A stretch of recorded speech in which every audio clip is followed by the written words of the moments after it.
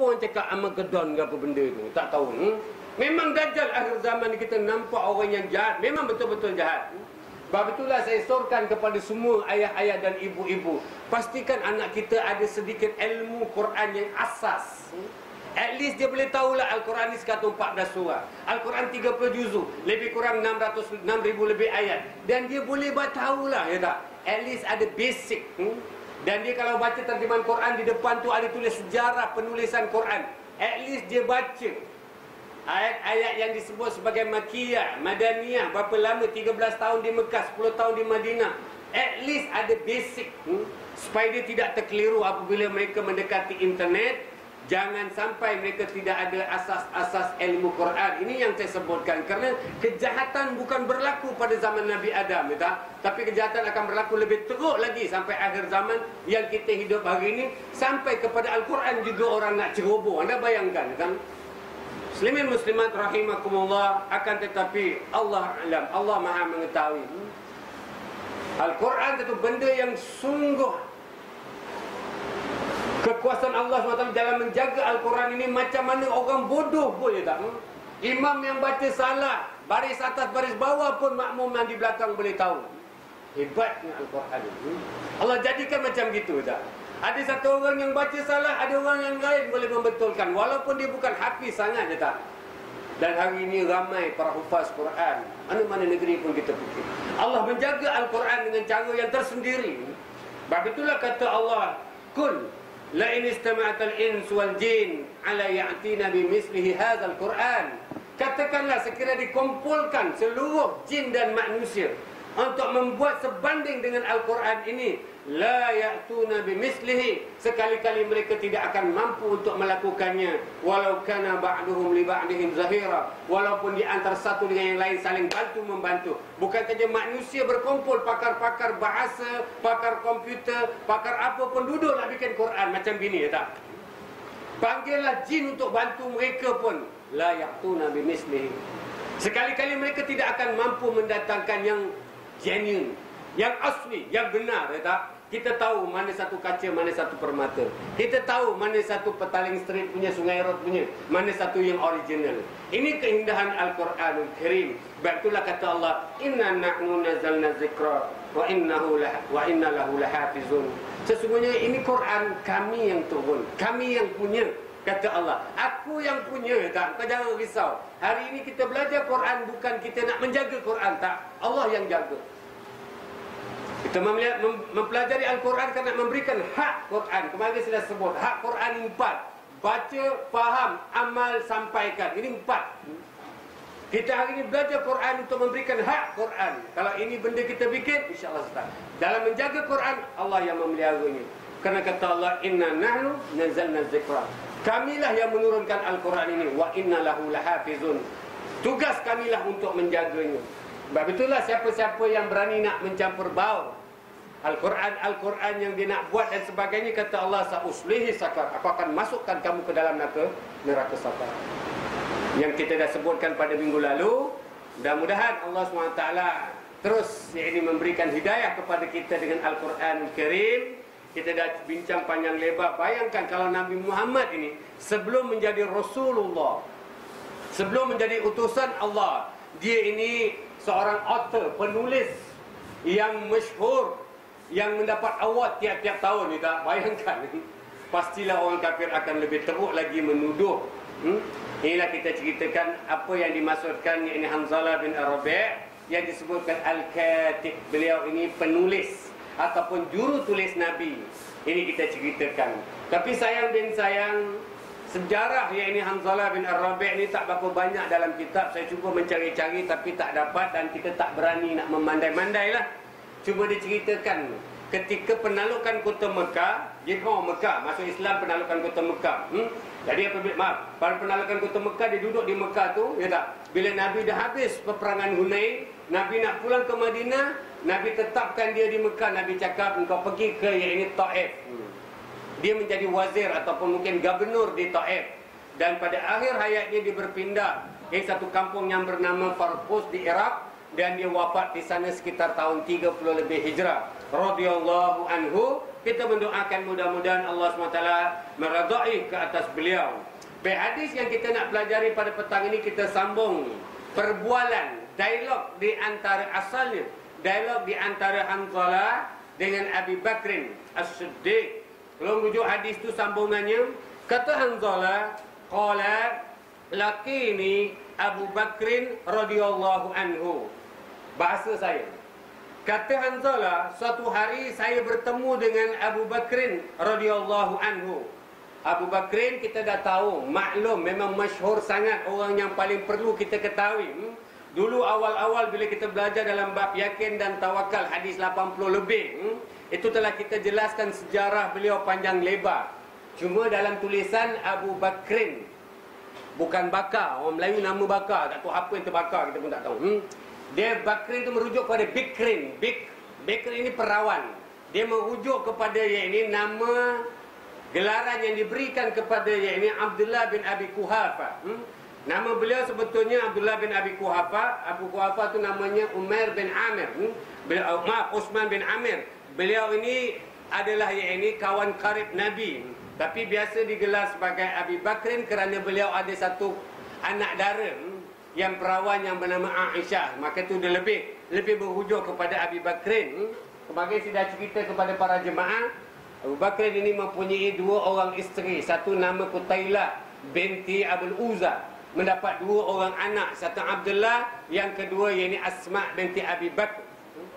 Asma, jadi kita dah sebutkan ini dua daripada isteri pertama. Ini dua beradik lah, ibu-ibu. Dua beradik inilah yang 3 hari 3 malam mengantarkan yakni makanan apabila Nabi dan Abu Bakar berada di puncak Gua Hira, Jabal Sur, ataupun di Gar Sur. Waktu Nabi nak berhijrah tu kan 3 hari 3 malam Nabi bersembunyi dalam gua itu. Kalau kita tanya siapa yang mengantarkan makanan, ini dua beradik. Yang abangnya namanya Abdullah, yang adiknya bernama Asma. Asma ni mendapat gelaran Zuniqatain, orang yang dua tali pinggang. Kenapa? Kerana tali pinggangnya itu dipatahkan dua, diputuskan dua, satu ikat pinggangnya, yang satu lagi diikat makanan untuk tarik naik.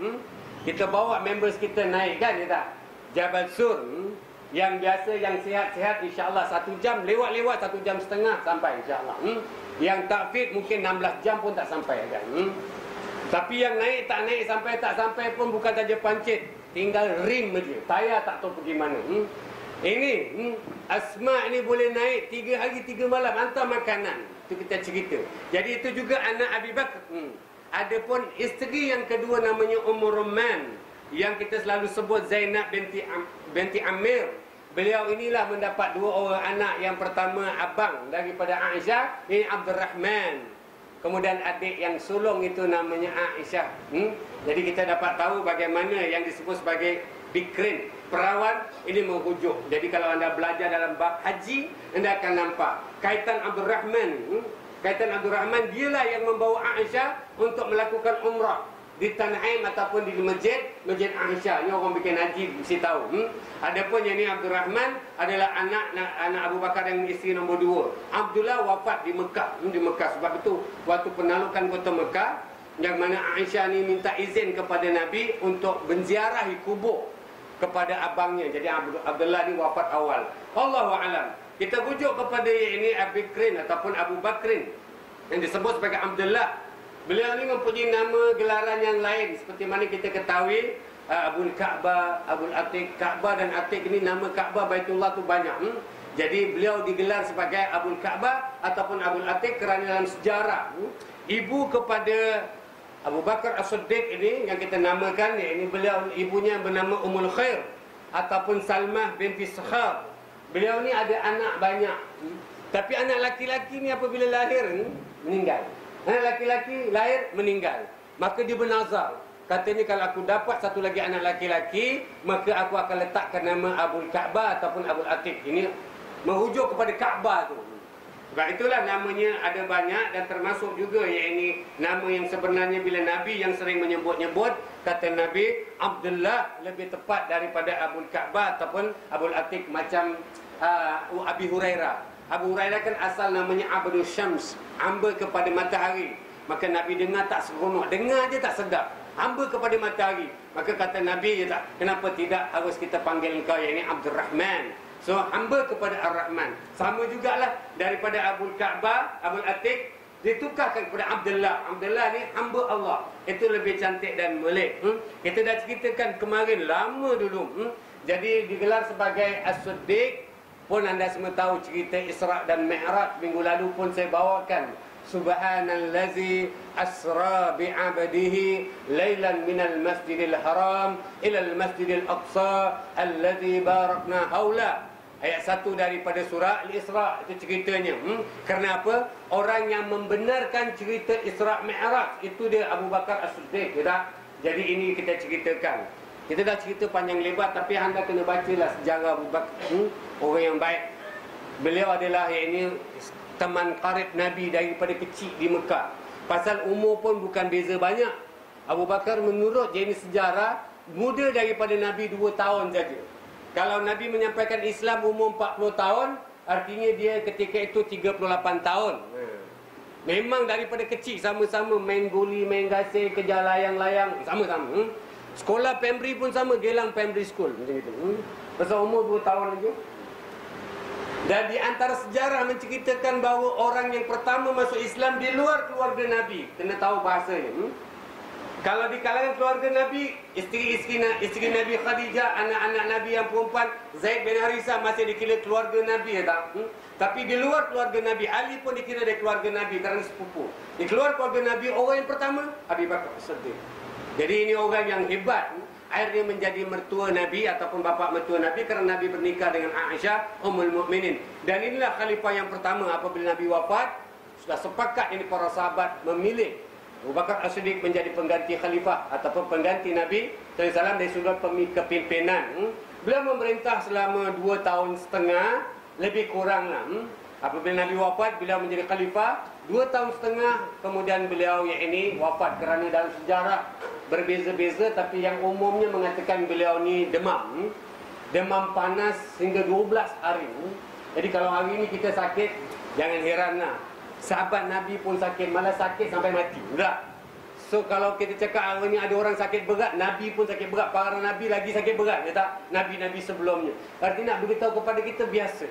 Abu Bakar As-Siddiq yang Nabi sebut, kalau ada satu orang yang nak ditimbang mizan imannya, iman Abu Bakar As-Siddiq kalau ditimbang lebih berat daripada seluruh manusia yang ada di bumi ini. Orang macam gitu pun sakit. Dan kalau kita baca sejarah dia sakit yang agak teruk, demam ni sampai tak boleh bangun 12 hari, akhirnya wafat. Maka sejarah memberitahu kepada kita khalifah yang pertama tidak dibunuh oleh mana-mana orang, iaitu Abu Bakar As-Siddiq, kerana Umar mulai dibunuh oleh Abu Lu'lu'ah ataupun seorang high killer daripada Parsi yang bernama Fairuz, dibunuh iaitu Umar. Kemudian Osman juga dibunuh, Ali juga dibunuh, ya tak, oleh satu pihak daripada Khawarij. Tapi Abu Bakar As-Siddiq kerana sakit, lebih kurang begitulah. Dan beliau punya sumbangan tentang Al-Quran, kerana pada pemerintahan beliau Al-Quran dikumpul yang pertama-tama yang disebut sebagai mushaf awal ataupun mushaf Abu Bakar As-Siddiq. Beliau wafat sekitar tahun 13 lebih Hijrah. Kita doakan radhiyallahu anhu. Kata Hanzalah dalam hadis ini, tolong rujuk, tadi saya dah bacakan. Kata Hanzalah pada awalnya lah, kalau kita lihat, ya kan, lakini Abu Bakrin radhiyallahu anhu. Ya. Satu hari aku bertemu dengan Abu Bakar As-Siddiq radhiyallahu anhu, faqala, tiba-tiba Abu Bakar berkata, kaifa anta ya Hanzalah? Bagaimana keadaanmu wahai Hanzalah? Perkataan kaifa tu bagaimana? Biasa orang Arab cakap kaifa haluka. Bagaimana keadaanmu? Jadi di sini buatkan satu kata-kata yang pendek ajalah. Kaifa anta ya Hanzalah? Kata Abu Bakar, ya tak, bagaimana keadaanmu Hanzalah? Orang Melayu dia tak cakap bagaimana keadaanmu, dia cakap apa khabar. Bahasa dia pula, khabar tu kan berita, tapi dia cakap apa khabar. Maklumlah, kita pun tahulah kira apa keadaan macam gitu. Kita dah sebutkan banyak orang Melayu kadang-kadang pakai bahasa Arab, tapi kita pun terjemahkan dalam bahasa kita. Sudah menjadi sunnah yang sangat baik apabila seseorang yang bertemu disuruh kita menanyakan khabar kepada teman kita. Kerana di dalam kitab mengatakan di antara tujuannya, kalau kawan kita susah, maka kita boleh tolong. Kalau dia ada masalah, kita boleh membantunya. Itu tujuan kita tanya khabar. Kita ambil, apa khabar Habib? Kita dikata alamak, parah lah susah. Supaya kita boleh tolong kita. Tak kata apa khabar? Anak susah, mampu kopi pasal. Tak boleh, tak.